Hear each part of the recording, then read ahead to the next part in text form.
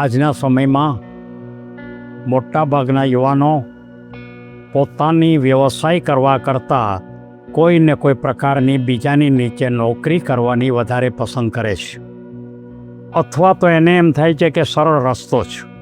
રસ્તો સરળ છે પણ હકીકતમાં વિકાસ માટેનો પથ બહુ ટૂંકો છે. અને આવા યુવાનોને દિશા બતાવવા માટે મારે એક વાર્તા બતાવી છે. અને આ વાર્તાનું આજની વાર્તા કે તમે કોઈની પાસે નોકરીમાં રહો એના કરતાં તમે અન્યને નોકરી આપો, એ પ્રકારે સ્વતંત્ર વ્યવસાય શરૂ કરો.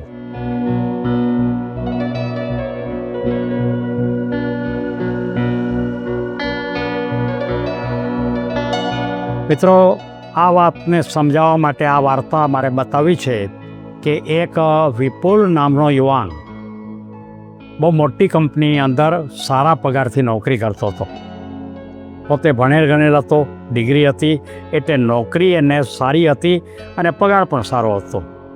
પણ એ મનમાં એને અસંતોષ હતો. મનમાં એને એમ કંઈક મજા નહોતી આવતી, શાંતિ ન મળે. એ કામ કરે એટલે મનમાં એને ગમે નહીં. એટલે એક વખત એના પિતાની પાસે જાય છે ને એમ કહે છે કે મને સારી નોકરી હોવા છતાં પણ મને સંતોષ થતો નથી, મને આનંદ નથી આવતો. મને કામ કર્યું છે એનો પણ મને કોઈ માનો કે આનંદ નથી થતો. ત્યારે એના પિતા કહે છે, ભાઈ તારી વાત સાચી છે.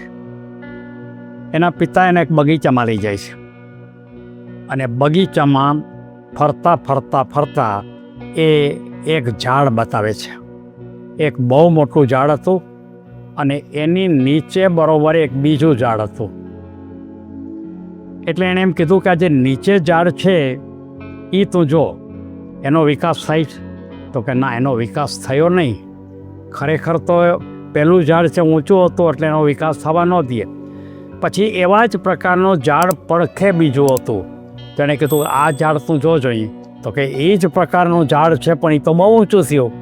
ત્યારે એણે એમ કીધું કે જો કોઈના છાયામાં જો કોઈ ઝાડ આવી જાય તો એનો વિકાસ થતો નથી, પણ જો મુક્ત રીતે જો એ ઝાડને વધવા માટેની તક હોય તો એ ઝાડનો વિકાસ થાય છે.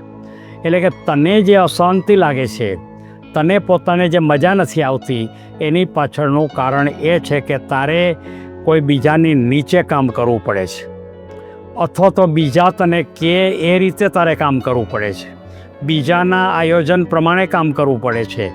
માટે તને પોતાને મજા આવતી નથી, તને સંતોષ થતો નથી, કારણ કે તારી બુદ્ધિ અને તારી આવડત છે એનો ઉપયોગ થતો નથી. જો તું તારું સ્વતંત્ર પોતાનું અસ્તિત્વ ઊભું કર, જેને આત્મનિર્ભર કહેવામાં આવે છે, અને જો આ આત્મનિર્ભર પ્રમાણે તું તારો વ્યવસાય શરૂ કર, તો તને એ વ્યવસાયની અંદર ખૂબ મજા આવશે. એટલે કે પહેલું જે બહાર જે ઝાડ હતું ને એ કેટલું ઊંચું હતું અને પહેલાં ઝાડના છાયામાં હતું એ કેટલું નીચું હતું. એમ તારે પણ જો ઊંચાઈ જવું પર જવું હોય તો કરી શકાય. પણ યાદ રાખજે કે તારી પોતાની અત્યારની સ્થિતિ જે છે એ ચાલુ રાખજે અને તારો વ્યવસાય નાનો એવો શરૂ કર. હોશિયાર હતો, પોતાના નોકરીના સમય પછી એ વ્યવસાયની શરૂઆત કરી. ટેકનોલોજીમાં હોશિયાર હતો, ટેકનોલોજીનો ઉપયોગ કરી અને કેટલીક બાબતની અંદર ઓનલાઈન વ્યવસાય શરૂ કરવાની એણે પોતે શરૂ કર્યો. સમય જતાં ધીમે કરતાં એ વ્યવસાય વધવા માંડ્યો.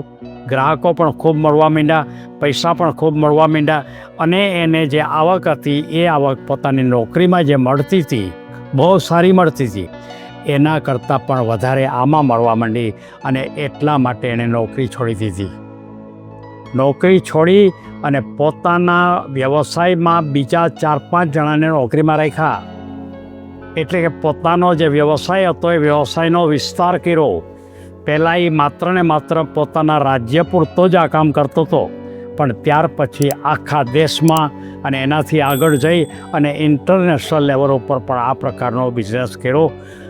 એને અનેક વ્યક્તિઓને, અનેક યુવાનને જોડ્યા અને ત્યાર પછી એને કામની અંદર બહુ મજા આવી. જોખમ ચોક્કસ છે. આ વાત સરળ છે એવું મારો કહેવાનો ભાવાર્થ નથી. રાતોરાત આપણે મહાન બની જશું એવી પણ વાત નથી. પણ જો મહાન તમારે બનવું જ હોય તો એને માટેનો એક ચોક્કસ રસ્તો તો જરૂર છે. આ રસ્તામાં જ મહાન બની શકાય. પહેલાં રસ્તામાં તમે કોઈ દિવસ મહાન બની શકતા નથી. એટલે કે કોઈની નીચે કામ કરતા હો, કોઈ તમારા બોસ હોય, તો એ સ્થિતિની અંદર તમે કોઈ દિવસ વિકાસ કરી શકતા નથી. અને આ માહિતી આજના યુવાનો માટે એ ખૂબ અગત્યની છે. પણ સાથોસાથ આ વાતને જ્યારે સ્વીકારતા પહેલાં પોતાએ માનસિક તૈયારી કરવી પડે, પોતાને આવડત વધારવી પડે, પોતાએ જાજા કલાક કામ કરવાની ટેવ પાડવી પડે, અને એ પોતાના જે વ્યવસાયમાં જાય એનું જ્ઞાન પણ એને પ્રાપ્ત કરવું પડે, અને તો આગળ વધે. આજના યુવાનોને માર્ગદર્શન આપવા માટે મેં આજે આ વાર્તા પસંદ કરી છે. સૌને ધન્યવાદ.